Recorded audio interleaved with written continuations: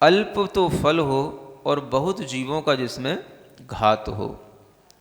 ऐसी भी चीज़ें होती हैं जो भले ही खाने योग्य हों, वनस्पति हों, और वनस्पति होने के कारण से उनका मांस से कोई संबंध नहीं है, वनस्पति कायिक हैं, फिर भी यहाँ हेतु दिया जा रहा है कि जिसमें फल तो थोड़ा निकलता हो, सारभूत वस्तु तो थोड़ी हो, जिसे हम गूदा कहते हैं, खाने योग्य जो फल होता है वो फल तो थोड़ा हो, और उसमें घात जीवों का ज़्यादा निकले, जीवों का उसमें वध ज़्यादा हो, जीवों की उसमें उत्पत्ति ज़्यादा हो रही हो, तो ऐसी चीज़ों को भी इस कारण से छोड़ देना चाहिए।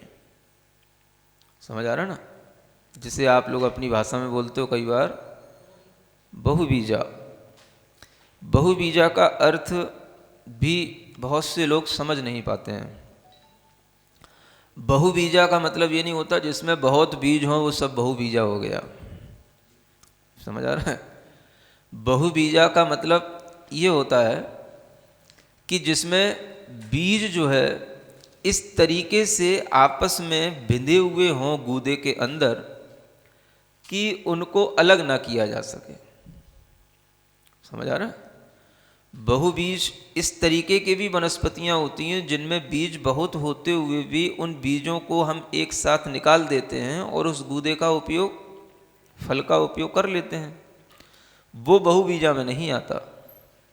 बहुबीजा वह होता है जिसमें कि वह गूदे के अंदर बीज इस रूप से लिप्त हो, उसमें फंसा हुआ हो कि उसको निकालना संभव ही ना हो, और गूदा तो उसमें कम हो, जो फल का भाग है वो तो कम हो, खाने योग्य जिसे हम निकालना चाहते हैं वो तो कम हो, और बीज उसमें ज़्यादा हो, उसको कहा जाता है बहुबीजा।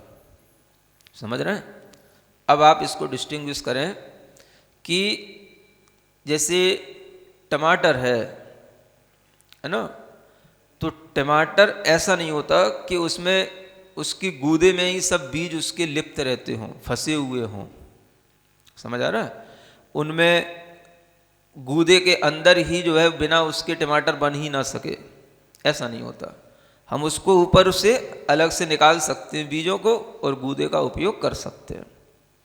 और ऐसा भी नहीं होता कि गूदा तो थोड़ा सा हो और बीज ज़्यादा हो, जबकि देखने में आता है टमाटर में गूदा का भाग बहुत है और बीज जो है उसमें थोड़े ही होते हैं। इसी तरीके से पपीता होता है, पपीते में भी बीज होते हैं, वो तो बिल्कुल ही ऊपर ऊपर रखे रहते हैं। आप उसको खोलो, बीज अलग कर दो, गूदा बहुत सारा है, वो आपके खाने में आ गया। तो ये बहुबीज नहीं है, इसको खाने में दोष नहीं है। दोष उसमें होता है जिसमें बीज इस तरीके से उसके अंदर गूदे में फंसे हुए हों कि उनको निकालना संभव ना हो, है ना? बैगन देखा है? बैगन है ना, उसमें ऐसी स्थिति बनती है। समझ आ रहा है ना?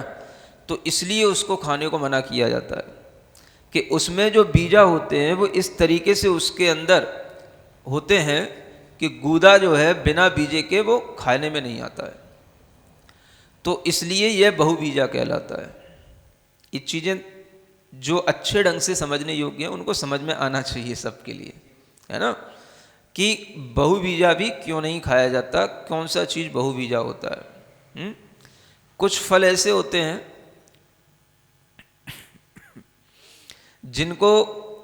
जिनमें कहना चाहिए गूदा तो बहुत कम निकलता है और मेहनत ज़्यादा हो जाती है।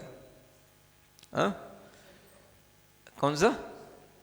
जैसे एक फल होता है बहुत लोगों को मीठा लगता है, सीताफल बोलते हैं, है ना? तो गूदा तो उसमें थोड़ा सा निकलता है और बर्बादी ज़्यादा होती है। समझ आ रहा ना? तो आचार्य कहते हैं कि जिसमें इस तरीके की स्थिति हो वो भी जो है अपने लिए इसलिए योग्य नहीं है क्योंकि ये भी एक ऐसा हो गया कि थोड़े से स्वाद के लिए आप बहुत ज़्यादा परेशान हो रहे हैं और बहुत फल का घात कर रहे हैं और उसमें से मटेरियल जो निकल रहा है वो थोड़ा निकल रहा है।